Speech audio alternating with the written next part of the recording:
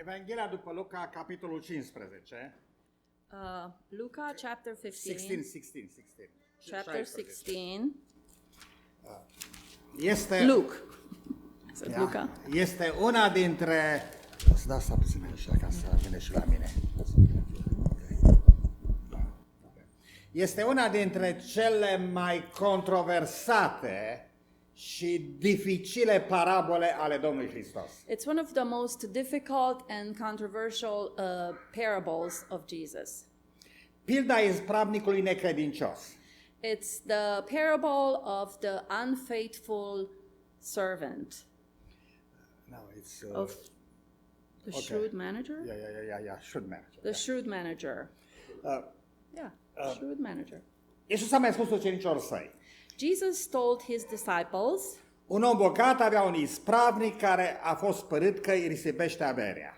there was a rich man who had a manager and this manager was reported to him as squandering his possessions. El a chemat și a zis, ce am auzit vorbindu-se despre tine? Dă socoteală de ispravnicia ta pentru că nu mai poți să fii ispravnic. And he called him and said, "What is this I hear about you? Give an accounting of your management, for you can no longer be manager." Ispravnicul și-a zis, ce am să fac dacă mi-a stăpân ispravnicia? Să sap, nu pot să cerșesc mie rușine. The manager said to himself, "What shall I do since my master is taking the management away from me? I am not strong enough to dig, and I am ashamed to beg." Știu ce am să fac pentru că atunci când voi fi scos din ispravnicie, ei să mă primească în casele lor. I know what I shall do so that when I am removed from the management people will welcome me into their homes. A chemat pe fiecare din datornicii stăpânului său și a zis celui dintâi, cât ești dator stăpânului meu? And he summoned each one of his master's debtors, and he began saying to the first, "How much do you owe my master?" 100 de măsuri de un de lemn, a răspuns el și a zis, ia zapisul și șezi de grabă și scrie 50. And he said, 100 measures of oil. And he said to him, "Take your bill and sit down quickly and write 50. Și așa mai departe. And so on and so on. Versetul 8. Verse 8. Stăpânul lui a lăudat pe ispravnicul nedrept pentru că lucrase înțelepțește. And his master praised the unrighteous manager because he had acted shrewdly. Căci fiii veacului acestuia față de semnii lor sunt mai înțelepți decât fiii luminii. For the sons of this age are more shrewd in relation to their own kind than the sons of light. Eu vă zic, faceți-vă prieteni cu ajutorul bogăților nedrepte, pentru că atunci când veți muri să vă primească în corturile veșnice. And I say to you, make friends for yourselves by means of the wealth and unrighteousness, so then when it fails, they will receive you into the eternal dwellings. Nu e nevoie să explic de ce pilda este controversată. I don't think I need to explain what this parable is so controversial. Pentru că se pare că Iisus recomandă Because it seems like Jesus is recommending atitudinea ispravnicului necredincios. the attitude of the shrewd person.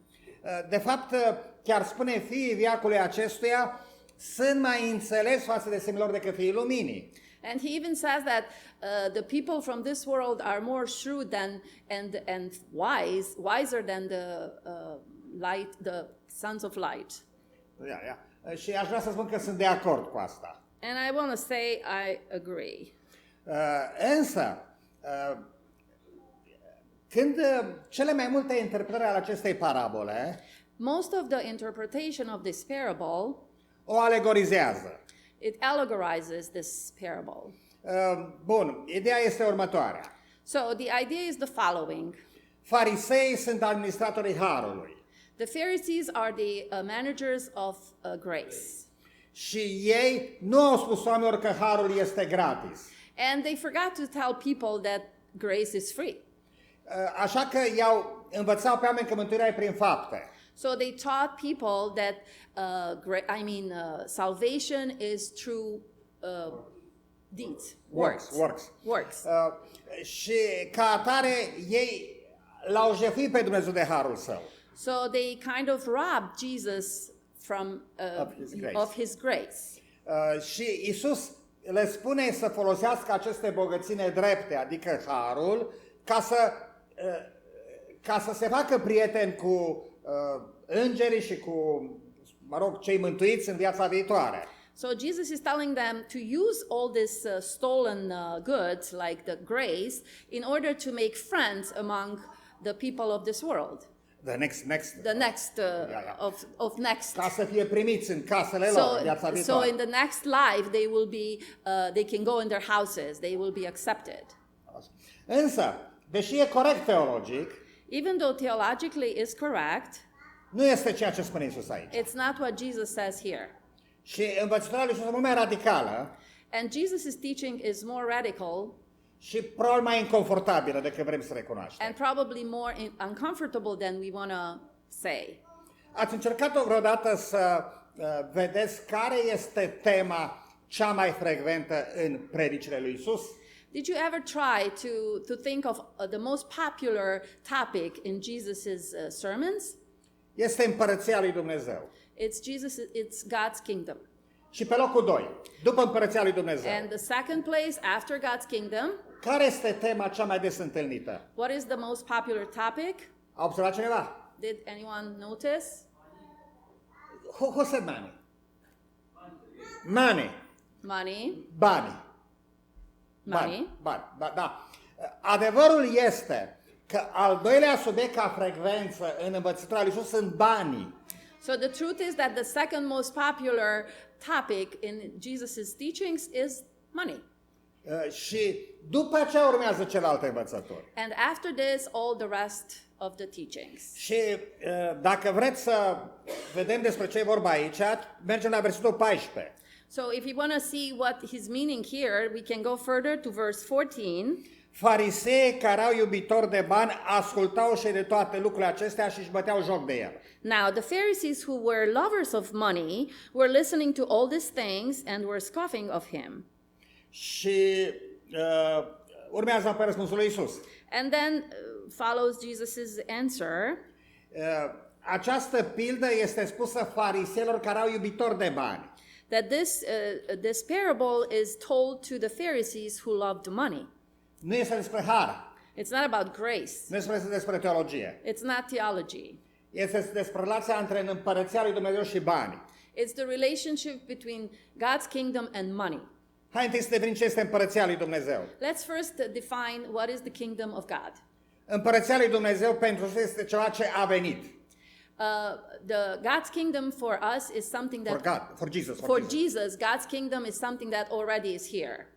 Este ceva în care se dă năvală. It's something that you go into. Și în ce constă această împărăție? And what is this consist of, this kingdom? Am avut o discuție săptămâna asta.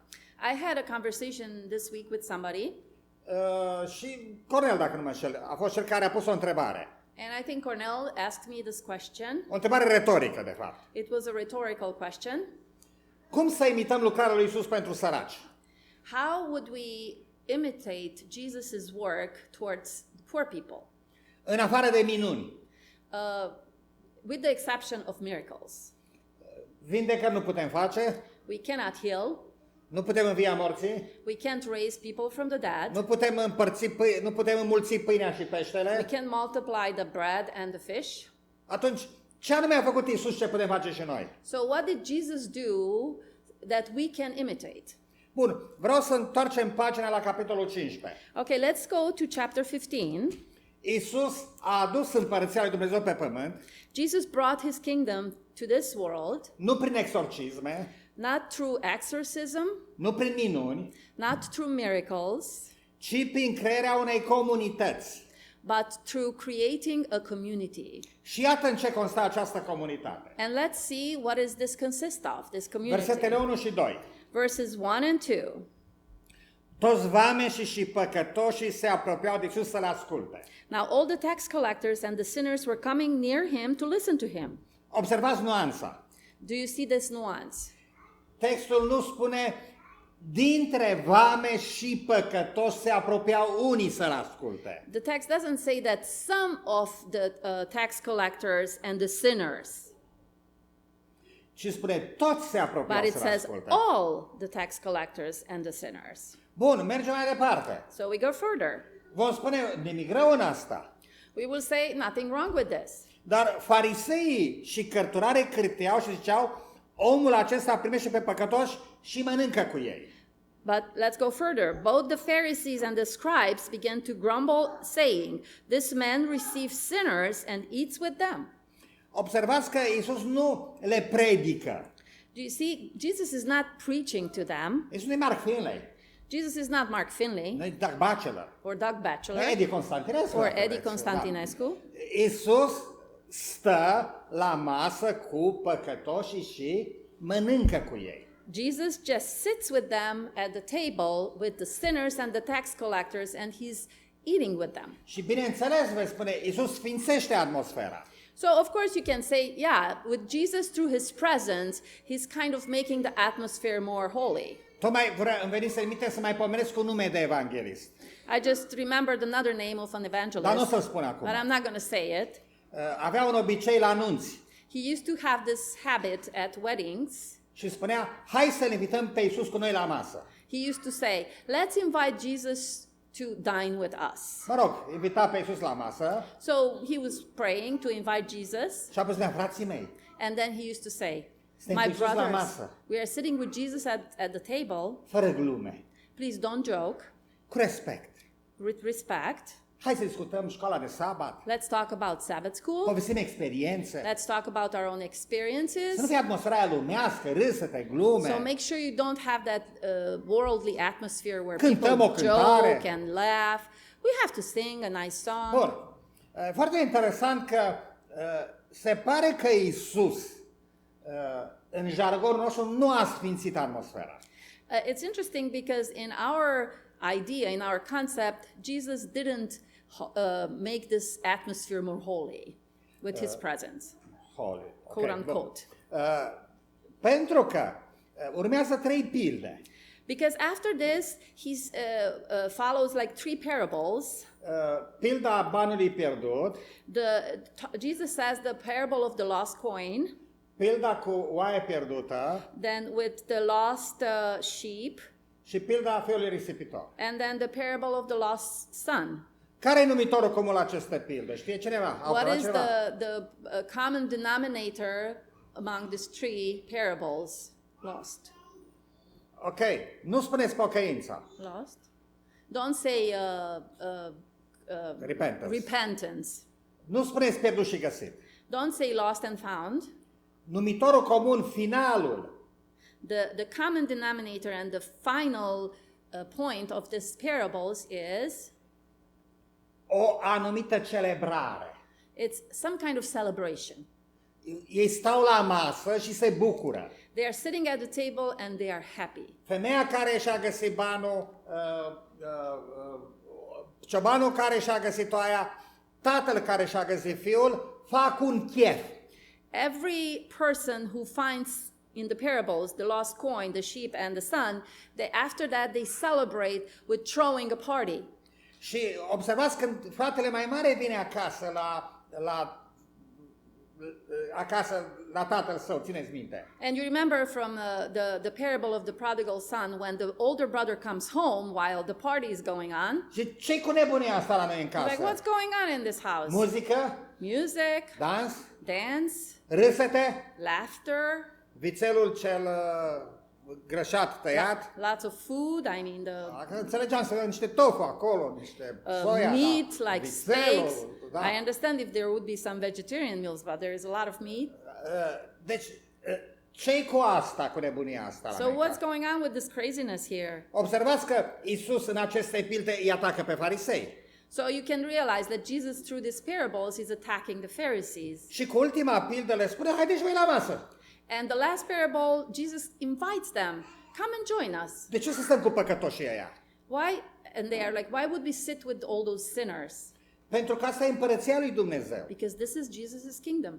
Și vă invit în împărăție. And I'm inviting you in his kingdom, in God's kingdom. Țineți minte ce le-a răspuns într-o situație asemănătoare la ucenicii lui Ioan Botezătorul. Do you remember in a similar situation when he answered to John's disciples, John the Baptist? Că le-a spus, nuntașii nu pot posti cât e mirele cu ei. The people who go to a wedding, they can't fast while they are celebrating. bucură. They are happy, so they're eating. Deci, asta este natura împărăției. So this is the nature of the kingdom. Este o comunitate. It's a community. Și această comunitate e fericită. And this community is happy. Iisus a rezolvat problema sărăciei în Palestina. Jesus solved the problem of poor people in Palestine. Problema sărăciei. You can say poverty, no problem. Ok. Problema sărăciei. Lack of what? Sărăcia. Poverty. Poverty. Ok, sorry. I couldn't find another term. Da, ok, sorry.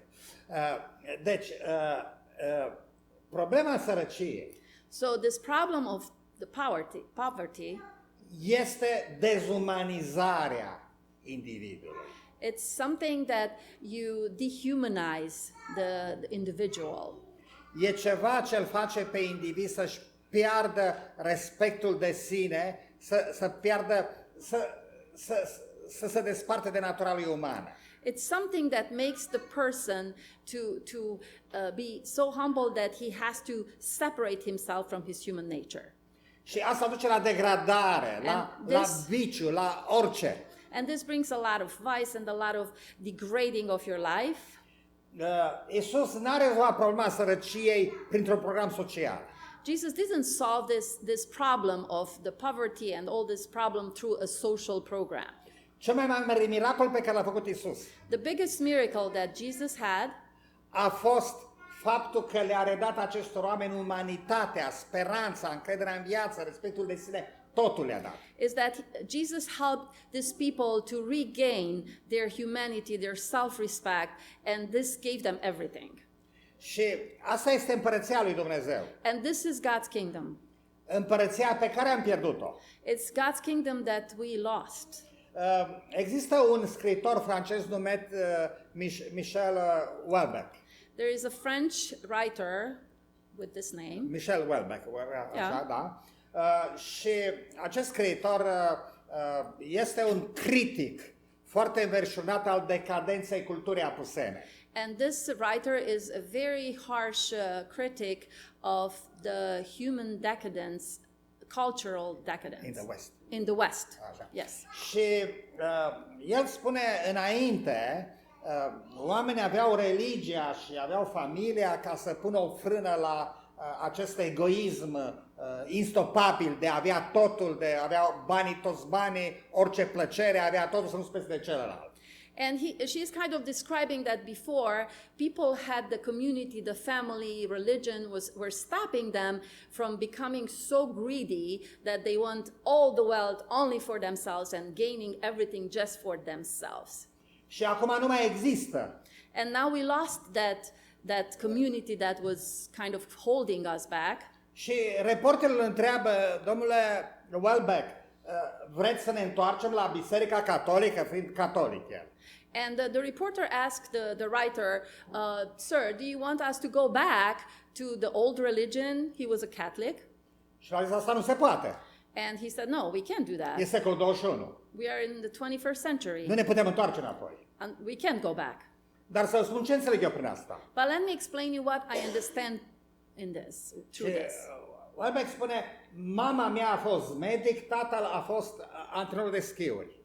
And the writer starts to say, my mom was a doctor and my father was a ski professor, coach. Și când am apărut eu pe lume, And when I was born, părinții mei au tras concluzia că ei nu mai pot să-și trăiască viața.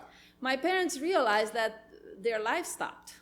Copilul urlă, mă rog, știți cum sunt copiii. The child is screaming, yelling, you know how kids are. Și mama mea, medic, And my mother, who was a doctor, a zis că ea încă nu s-a descoperit pe sine.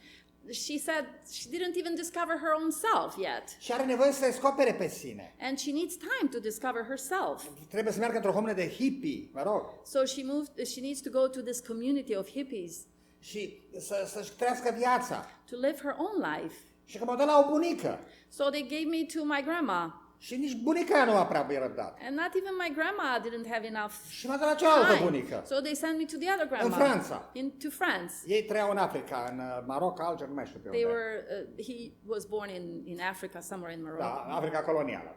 Colonial Africa. Și zice, era o femeie bătrână. And who? The grandma? Ia. The grandma, she was an old lady, Era bolnavă. and she was sick, Catolică. Catholic. Se ruga seara, mă rog, mătănii. She was always like praying at night, doing her own rituals. Însă, toată preocuparea era cum să-și folosească ultimele resurse de putere ca să mă crească pe mine. But the only goal of her life was how to use her last resources to raise me well. Să trăiască ca să apuce să mă pună pe picioare.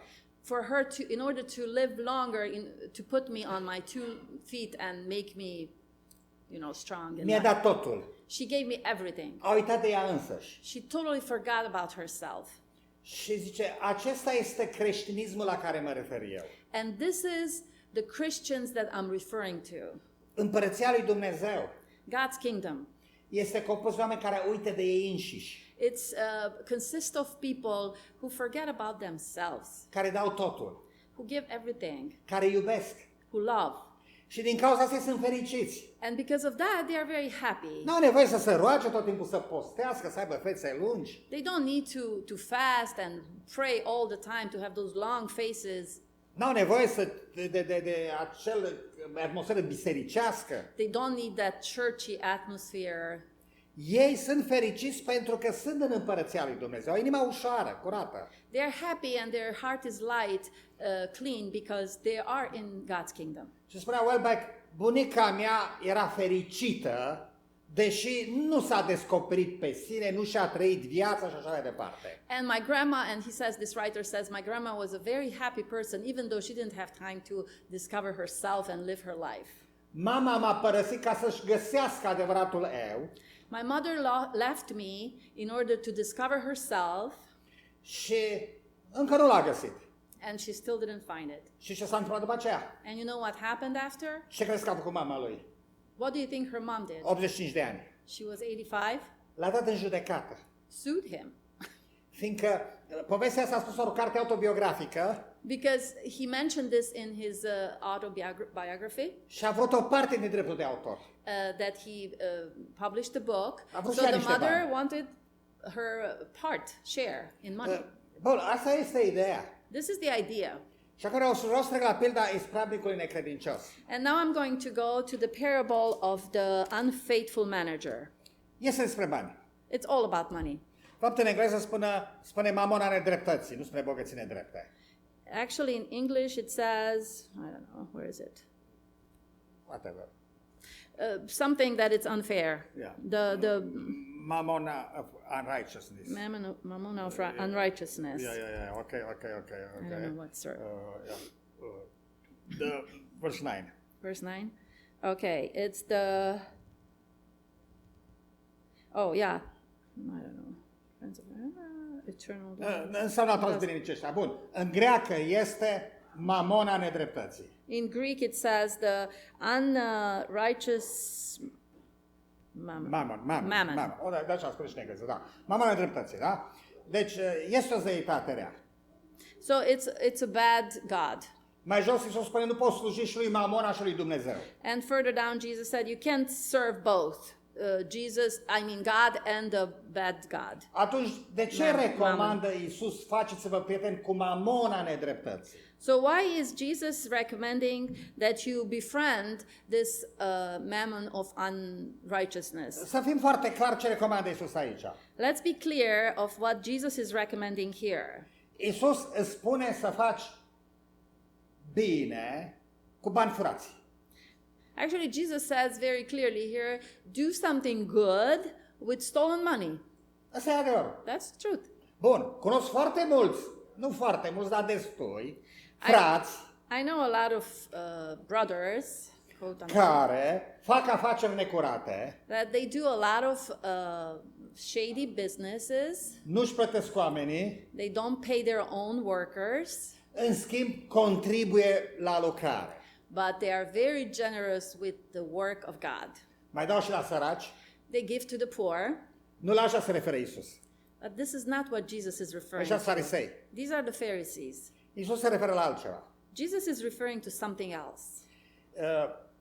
Oamenii cu care Iisus petrecea când i-au supărat pe farisei era o subclasă. The people that Jesus was spending time with when the Pharisees got very upset with Jesus, they were actually a subclass, some people that were beyond the respect. Și din cauza asta farisei erau indignați. And that's why the Pharisees were so unhappy and Ce le spune mad. Iisus, de fapt, este următorul lucru. So what Jesus is telling them is the following. Bun, voi sunteți respectabili, It's telling the Pharisees, okay, you are respected. ăștia sunt subclasa, These are under the humanity. sunt Subclass. prostituate, vame și mă rog, Yeah, they're the Pharisees, I mean the tax collectors tax collectors and the prostitutes, și alcoolii și tot ce vreți, hoți. thieves, alcoholics. Ce cauți tu, rabii, cu ei? So what do you do, Rabbi? What do you do with them? Why are you with them? Practic, ce le spune Iisus în această parabolă. So practically what Jesus is telling them through this parable, Voi sunteți de partea bună, da? that yeah, you are on the right side. Dar voi credeți că lumea în care trăiți e dreaptă? But do you believe that the world in which you dwell, is it a right? Doamne, Righteous? noi trăim după legea lui Moise. And they are like, no, God, we live through the laws of Moses. Noi ținem poruncile lui Moise. We keep all his commandments. Sigur că e dreaptă. Of course it's right. Mă refer la Iudeea. We are referring to Judea. Iisus spune nu. But Jesus says, no, Legea lui Moise nu e dreaptă. Moses' law is not fair. E din pricina împietririi inimii voastre. This was given to you because of hardening of your souls. Nu sunt legi drepte. They are not fair laws. Societatea iudaică nu e dreaptă. The society of the Jews is not a fair one. Este funcțională, dar nu e dreaptă. It's a functional society, but it's not fair. Este un mare adevăr. And there is a very big and truth. Aici e mai inima problemei. This is the heart of the problem. Nici o societate care funcționează nu este dreaptă. None of the societies that are functioning is fair. Nici o societate care e dreaptă nu funcționează. And none of the fair societies is not functioning. Asta este problema. This is the problem. Iisus formează împărăția lui Dumnezeu, Jesus forms God's kingdom, dar într-un anumit fel nu e din lumea aceasta. but in a way it's not from this world. Nu e un mod de a avea succes în viață. It's not a way of having success in this life. Dacă vrei să ai succes în viață, If you want to be successful in this life, trebuie să joci după regulile acestui joc. you have to play by the rules of this game. Dar regula jocului But the rule of the game întotdeauna îl va distruge pe cineva, will always destroy somebody, întotdeauna va lăsa la margine pe cineva, will marginalize somebody, va lăsa pe cineva în urmă. will always leave somebody behind. Asta este problema pe care vrea să spune Iisus aici. This is the problem that Jesus wants to say. Cel puțin fiți conștienți că asta este realitatea. At least be aware that this is the reality. Și nu stați mai dreptățirea voastră de sine. And please give up your self-righteousness. Fiindcă voi sunteți închinători la Mamona. Because you serve the Mamona of this world. Voi sunteți complici la nedreptate. You are part of this injustice. Bun, vreau să pun o întrebare. Now I want to ask a question. Vorbim despre bani. We talk about money. Ce scrie pe bancnotă de $1? What does it say on a $1 bill? E o glumă? In God we trust. Is that a joke? E o glumă sau o blasfemie? Is it a blasphemy or a joke?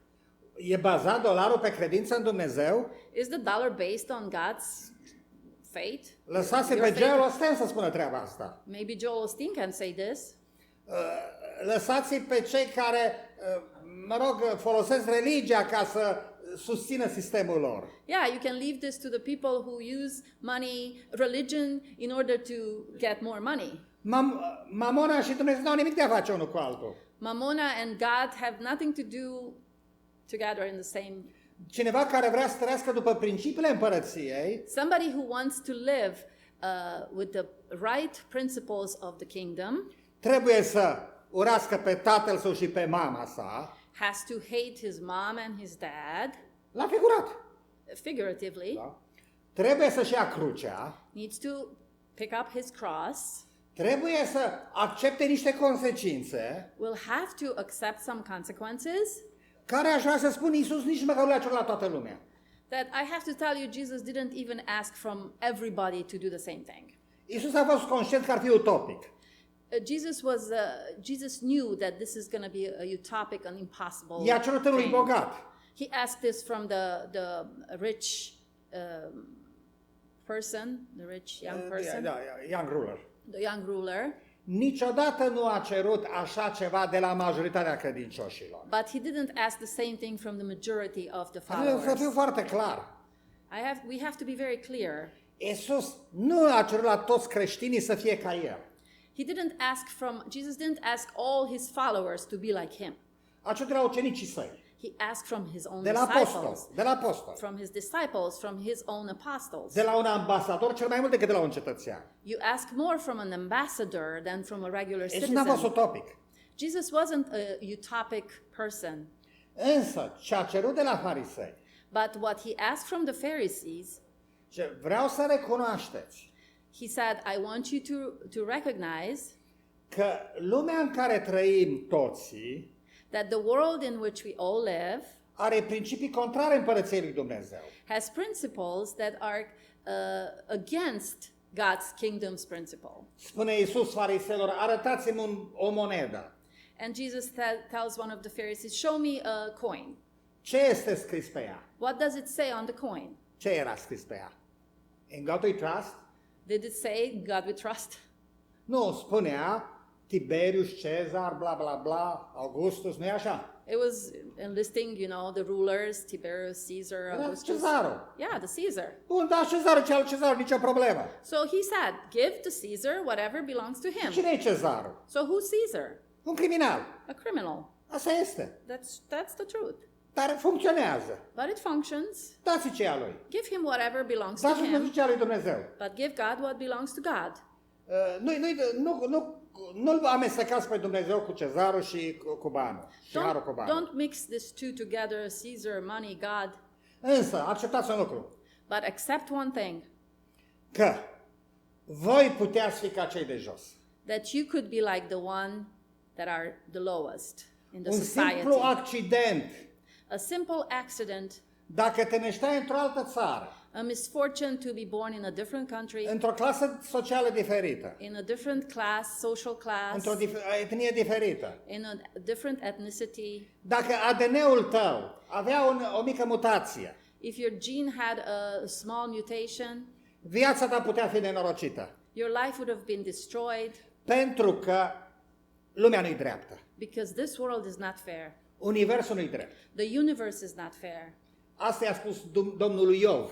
This is what God told Job Când le-a spus prietenilor lui Iov, Iov a vorbit bine, voi bateți câmpii. when he told Job that his friends didn't say the right thing. Job said the right thing. Practic i-a spus, uite-te că universul nu este drept. Practically, he explained the universe is not fair. Există oameni care sunt loviți de soartă. There are people who are hit by all kinds of misfortune, Și n-ai dreptul să-i judeci. and you don't have the right to judge them. N-ai dreptul să judeci pe cei care au o adicție, de exemplu. You can't judge those who have an addiction Pentru că tu nu știi ce e aia. because you don't know what it means to Pentru că have dacă an ai avea, addiction. nici tu nu ai putea să te lași de ea. Because if you would have an addiction, it would be very hard for you too. Și ai vinde tot ce ai ca să satisfaci adicția. And you would sell everything to satisfy your addiction. Așa că dacă ești privilegiat, So, if you are privileged, nu spune Dumnezeu m-a iubit și uite ce har am avut eu. don't say, oh, God loved me so much and look at my grace that I got from God. Scoateți din cap ideea că Dumnezeu te-a iubit pe tine mai mult decât pe fata din Africa care săptămâna asta a fost violată de o gherilă și omorâtă. Take it out from your brain that God loved you more than the girl in Africa who this last week was raped by guerrilla and then cut in pieces. Nu, Dumnezeu nu te-a iubit mai mult decât pe... No, God didn't love you more than Și her. nu-i pasă de tine mai mult decât de ea. And I don't think he cares about you more than he cares about that girl. De ce o duci tu mai bine decât nenorocitul ăla din lumea a treia? Why is your life so much better than the person from that third world? De ce o duci mai bine decât cel care s-a născut în sud? Why do you have more wealth than the people who were born in south? De ce ești un om întreg și altul este handicapat? Why do you have all your hands, legs, and other people are handicapped? Știți de ce? Well, you know why? Nu fiindcă Dumnezeu te iubi mai mult. Not because God loved you more, Pentru că a fost o șansă. because it was a chance. Pentru că asta e natura lumii. This is the nature of this world. Și din cauza asta tu trebuie să ai milă de cel care a pierdut. And that's why you have to have lots of compassion for the person who lost. În ultima instanță, ce ai tu este într-un anumit fel bogăție nedreaptă. In a way, what you have is an unfair wealth. Mergeam cu mașina astăzi și a traversat pe trecerea de pieton o persoană care are cam vârsta mea. Today, when I was coming to church, a person was crossing the street around my age. Și persoana aceea era un corp foarte deform. And this person had a very deformed body. Era foarte mică de statură, She was very short. dar nu mai era mică de statură, nu știu ce s-a întâmplat, era clar că era o mutație undeva fusese care a dat peste cap I tot can't programul. explain what, but you could see that her body suffered some mutation that definitely deformed her. Și mi-am pus întrebarea. And I asked myself, A fost o mică șansă, it was just a small chance, o mică probabilitate. just a small probability. Femeia asta toată viața a trăit în corpul acesta. This woman lived all her life in this body Din cauza unui mic accident. because of a small accident. Îmi place să spun, eu sunt așa, când sunt mulțumit de mine, destul de rar, dar când sunt mulțumit de mine, în cazuri rare, eu sunt așa fiindcă Dumnezeu m-a iubit și m-a făcut așa. In rare cases, when I feel good about myself, I like to say, oh, I'm like this because God loved me so much. Și asta implică pe aia n-a iubit-o ca pe mine, nu-i așa? And this automatically implies that, oh, God didn't love that person who's crippled that much. Dacă am un motiv să fiu mulțumit de mine, destul de rar, And if I have this reason to be, happy about myself, which happens pretty rarely, trebuie să recunosc că natura a făcut o nedreptate. I have to say that nature did an injustice. Și dacă am avut educație mai bună ca alții, And if I had a better education than others, societatea a făcut o nedreptate. society did an injustice, Mi-a dat părinți buni, gave me good parents. altora a dat alcoolici. Other kids got alcoholics as parents. Nu-i vina lor. It's not their fault. E nedrept. It's unfair. Și dacă e nedrept, să-mi fac prieteni cu bogățile nedrepte. And if it's unfair, let's make friends with this unfair wealth. Adică dă din ce ai celui ce n-are. So whatever you have, give to the one who doesn't. Încearcă să fie o binecuvântare pentru ei. Try to be a blessing for that person. Vreau să închei și știți ce urmează după această pildă? And I want to finish with I think you know what follows after this parable. Deci începe pilda cu banul, pilda cu aia, pilda cu fiul risipitor, da? Apoi pilda ispravnicului necredincios. So there was the parable of lost coin, the lost son, the lost sheep, the Și unfaithful son. Iisus spune la urmă, ca să vă primească în corturile veșnice, And Jesus said, in order for you to accept you in their eternal dwellings, Așa. Apoi urmează pilda cu bogatul și săracul Lazar. and then comes the parable of the rich and the Lazarus. Altă pildă care ne dă bătăi de cap. This is another parable that gives us a lot of headaches. Vreau să spun ceva. I want to tell you something. Două lucruri. Two things. Primul, nu există iad. One, there is no hell. Doi, iudeii credeau în iad. Two, the Jews were believing in hell. Ucenicii credeau în iad. The disciples believed that there is a hell. Iisus le-a vorbit în limba lor. Jesus spoke in their own language. Și ce spune Iisus? And what does Jesus say? Tu fratele mai mare care a refuzat să intri la ospăț, you the older brother who refused to go into the party, tu fariseu care te consideri binecuvântat și mai bun decât alții, you the Pharisee who feel like you're more blessed than others, care refuzi să-ți faci prieteni cu bogățile nedrepte, you refuse to make friends with the unfair wealth, ajungi în iad you will get to hell. și Lazar la sânul lui Avram, care e un alt mit, And another myth that Lazarus is up in heaven at the, with Abraham's bosom. Da? Așa? Și de ce ajunge bogatul în iad? So why is the rich person gets to hell?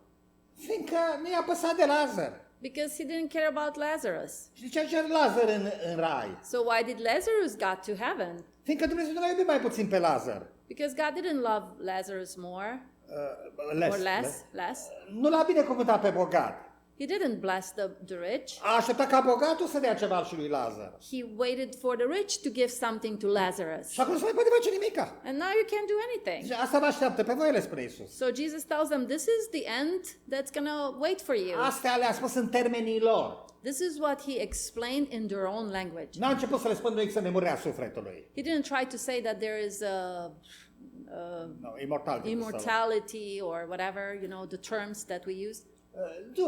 Le-a spus în limba lor, voi mergeți în iad și ei merg în cer pentru că este în împărăția lui Dumnezeu. He used their own language and he said, one goes to hell, the other one goes to heaven. Because this is how it is. Suntem invitați să intrăm în împărăție. So we are all invited to enter God's kingdom. Și vreau să spun ceva. And I would like to say, În împărăție este bine. in God's kingdom is very good. În împărăție sunt râsete. In God's kingdom there is laughter. Este veselie. It's happiness. Sunt cântece. People sing. De fapt sunt și dansuri, dacă am înțeles bine. And if I understood correctly, there is dancing too. Adică este petrecerea când vine fiul risipitor în împărăția. So there is a big party when the prodigal son comes back. Oamenii care dau totul în slujirea aproapelui. People who give everything in order to help the fellow person. Sunt fericiți. They are happy people. Oamenii care iubesc sunt fericiți. People who love, they are very happy people. Oamenii care nu dezertează pe familia lor și pe semenii lor atunci când nu-și pot realiza ei visurile lor, sunt fericiți. People who don't give up their families when they are not in a good situation, but stand by them and they don't give up all this fight, these people are happy. Oamenii în împărăție nu trebuie să satisfacă toate fanteziile. The people in the kingdom don't live just to satisfy all their fantasies. Nu urmăresc visuri. They don't follow dreams. Ei au în minte familia lor, fraților, prietenilor, societatea din jurul lor, pe aproapele. Știu că e nevoie de ei și sunt gata să dea totul și să uite de ei. They always care about their families, the people around them, the society, because they know that they are needed and their help is needed. Și de aceea sunt fericiți. And that's why they're happy. Ceilalți The others, sunt deja în iad. they're already in hell. Nu-și mai doresc nimica. They don't want anything. S-au jucat cu toate jucăriile. They played with all the toys. Și-au satisfăcut orice fantezie. They satisfied every fantasy they had. Și au un gol în suflet. And now they have a big emptiness in their soul. Nu știu ce să mai facă cu viața lor. They don't know what else to do with their lives. Pentru că n-au trăit din iubire, ci din iubire de sine. Because they didn't live with love, but only self-love. Și nu poți sluji la doi stăpâni. And you can't serve two gods. Ori Mamona, ori Dumnezeu. Either Mamona or God. Voles nole slujim lui Mamona. Most of the time, unfortunately, we do serve Mamona. Trebuie de ales. Because we don't have a choice. Iisus nu ne cere să ieșim din lume. God doesn't say, leave this world. Nu, ne spune însă, dacă trăiți într-o lume nedreaptă, faceți parte din bogățile voastre nedrepte și celui care e nevoie. God is teaching us, if you live in this world, once in a while share the wealth that you have through gaining it through unfaithful wealth. Spune o vorbă bună, un cuvânt de încurajare, bagă în seamă pe cel care fă ceva pentru a face ca lumea să semne cu împărăția lui Dumnezeu cât mai mult. And sometimes it takes so little, just a nice word or a gesture, but do something that would complete God's kingdom in Domnul this să ne ajute world. la aceasta, amin. May God help us do this. Amen. Thank you.